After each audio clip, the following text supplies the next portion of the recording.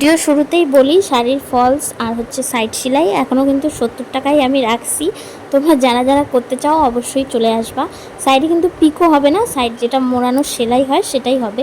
যেহেতু পূজার সামনেই চলে আসছিল আর কি, এই জন্য আমি অনেক দিন আগেই তোমাদেরকে বলে দিচ্ছি। যারা যারা আসতে চাও অবশ্যই আসতে পারো।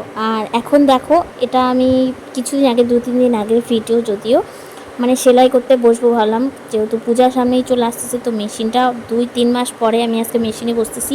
মানে 2-1টা জিনিস নিয়ে না বসতে ইচ্ছা করে না, একবারে অনেকগুলো যখন জিনিস হয় তখনই আমি মেশিনে বসি। তো ভাবলাম যে আজকে ভালো করে খুব তেল দিয়ে মেশিনটাকে পরিষ্কার করে তারপরে বসি।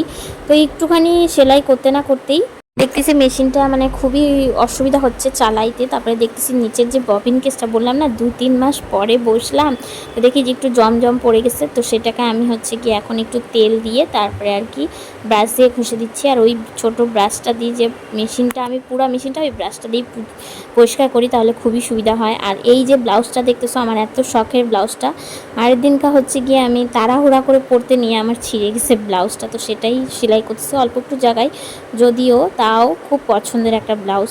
তা এখন দেখো এটা সেলাই করে নিচ্ছি, আরও কিছু জিনিস সেলাই করে নেবো। আর ওইদিকে দেখো আমার পাপাকে, ও কিন্তু বড় হয়ে গেছে, একা একাই ক্রিম দিচ্ছে, একা একাই সব কিছু করতেছে।